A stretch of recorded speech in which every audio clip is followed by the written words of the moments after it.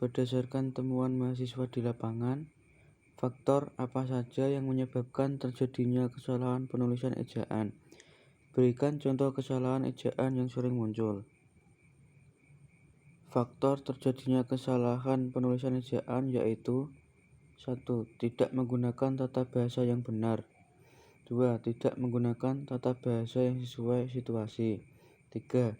Menggunakan istilah asing yang sebenarnya sudah ada padanannya dalam bahasa Indonesia. Contoh kesalahan ejaan yang sering saya temui di lapangan ialah pada kata praktek. Penulisan di sini tidak baku. Yang baku ialah praktik. Menggunakan i bukan menggunakan e. Soal nomor 2. Bagaimana langkah membedakan kutipan langsung dan kutipan tidak langsung dalam proses pengutipan? Jelaskan dan berikan contohnya. Langkah membedakan kutipan langsung dan kutipan tidak langsung yaitu kutipan langsung biasanya lebih panjang dibandingkan dengan kutipan tidak langsung. Alasannya karena kutipan langsung semua ide dan redaksinya secara utuh kita ambil, sedangkan pada kutipan tidak langsung kita hanya cukup mengambil idenya tersebut. Kutipan langsung biasanya digunakan oleh penulis di awal kalimat dan disertakan tahun beserta halamannya, sedangkan kutipan tidak langsung nama penulis selalu diletakkan di akhir kalimat dan juga menyertakan nama penulis beserta tahun terbitnya sumber tersebut. Contoh kutipan langsung. Pati 5 (2013) spasi 4 halamannya mahasiswa dianjurkan sejak awal untuk menentukan metode seperti penelitian apa yang akan digunakan pada penelitian skripsi, tesis, dan disertasi. Mahasiswa perlu memasukkan pandangan yang luas dalam suatu penelitian, yaitu suatu pandangan yang mendukung asumsi ontologis, epistemologis, aksiologis, dan metodologis kualitatif dan kuantitatif. Contoh kutipan tidak langsung. Seorang mahasiswa hendaknya harus dapat menentukan metode penelitian yang akan dia gunakan saat hendak membuat skripsi, tesis, maupun disertasi. Adapun salah satu metode yang mesti mereka tentukan adalah kualitatif dan kuantitatif. Jika mahasiswa lebih menyenangi statistik, maka metode kuantitatif bisa dipilih dan digunakan untuk bahan penelitiannya. Sebaliknya, jika mahasiswa lebih senang menganalisa suatu peristiwa, maka metode kualitatif bisa dipilih dan digunakan dalam penelitian yang akan dilakukan. Soal nomor 3. Apa perbedaan dari biografi dan bibliografi? Jelaskan dan berikan contohnya. Biografi adalah riwayat hidup seseorang yang ditulis oleh orang lain. Karena biografi disusun oleh orang lain, dalam menulis biografi, biasanya penulis biografi mengandalkan berbagai sudut pandang terkait tokoh serta bermacam dokumen pendukung. Dalam biografi dijelaskan secara lengkap tokoh yang ditulis dari lahir hingga meninggal, serta disebutkan juga jasa dan karya yang telah diciptakan oleh tokoh yang digambarkan oleh biografi. Bibliografi adalah sebuah daftar yang berisi judul buku, artikel-artikel, dan bahan-bahan penerbitan lainnya yang mempunyai pertalian dengan sebuah karangan atau sebagian dari karangan yang sedang digarap. Contoh biografi. Maradona Diego merupakan pemain sepak bola asal Argentina. Ia lahir pada 27 Oktober 1960.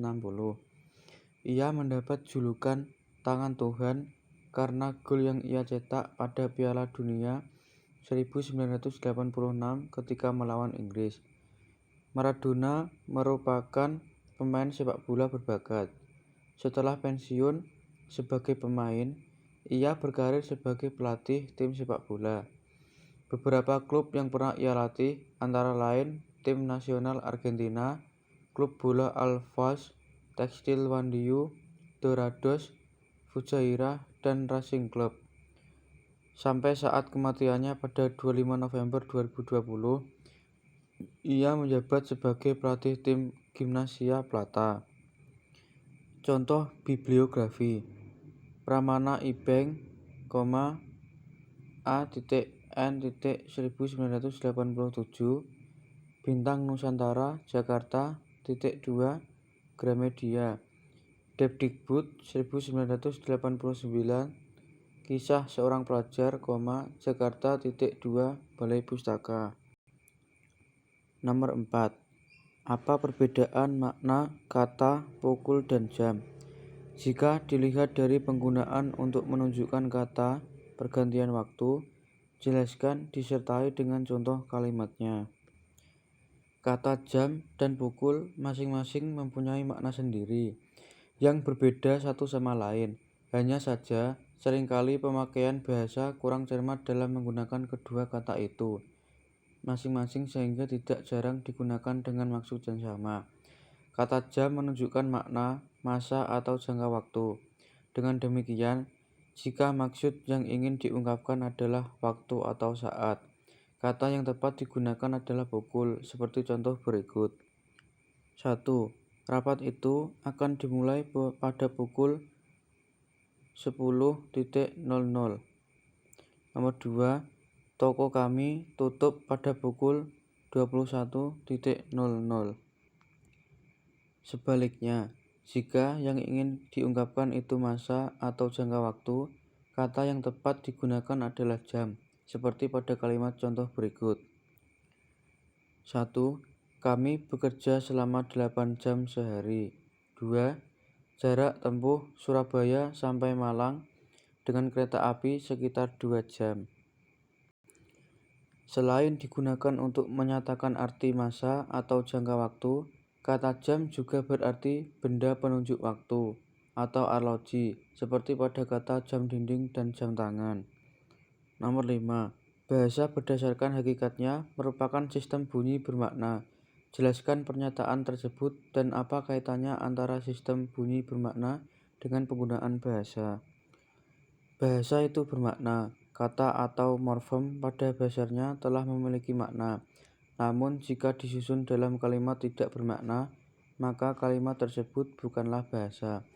Oleh karena itu, segala ucapan yang tidak bermakna bukanlah bahasa. Nomor 6. Mengapa sering terjadi penulisan pada tanda koma? Jelaskan disertai contoh kesalahan tersebut. Tanda koma banyak disalahkan penggunaannya pada kondisi berikut. Pemisah unsur rincian dalam kalimat.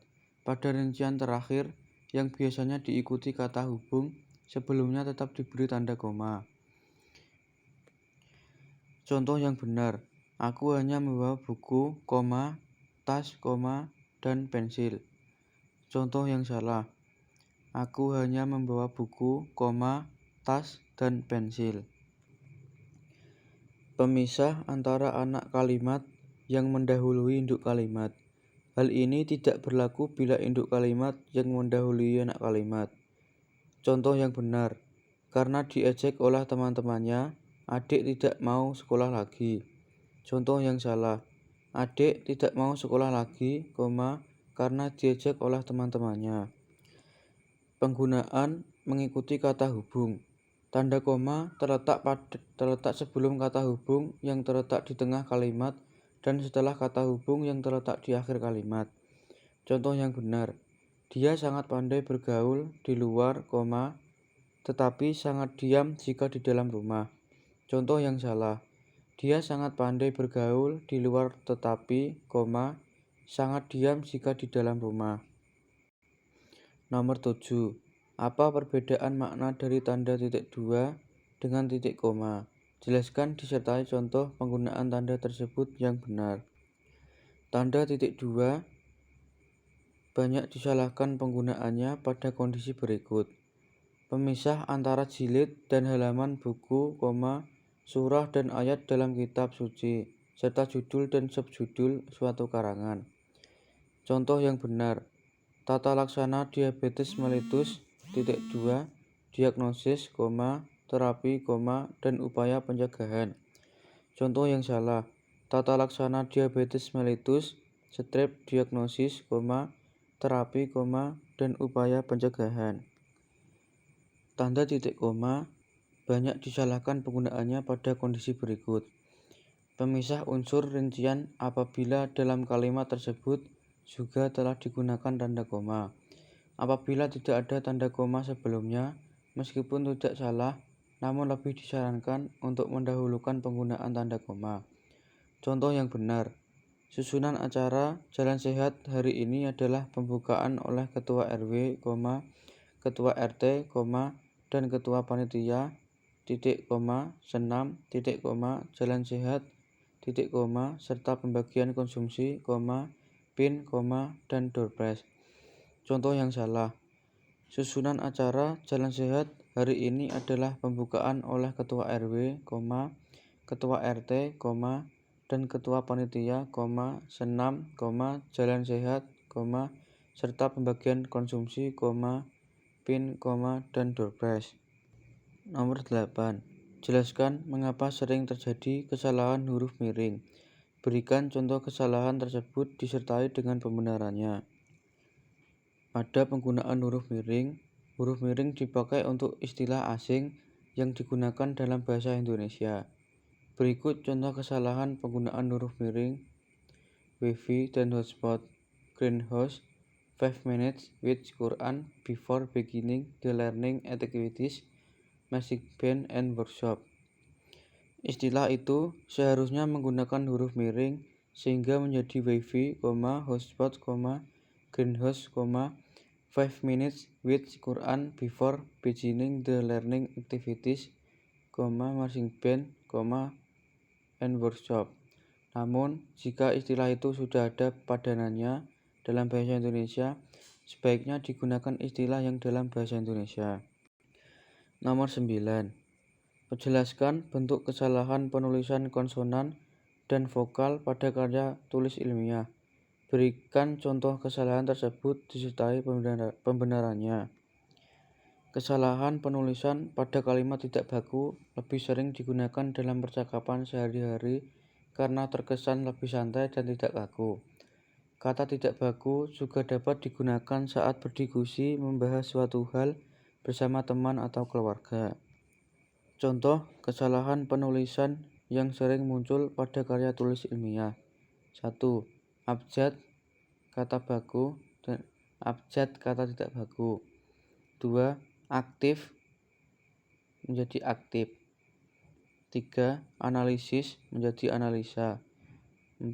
Adjektif menjadi adjektif aktivitas. 5. Blanko menjadi blanko. 6. Detail menjadi detil. 7. Diagnosis menjadi diagnosa. 8. Efektivitas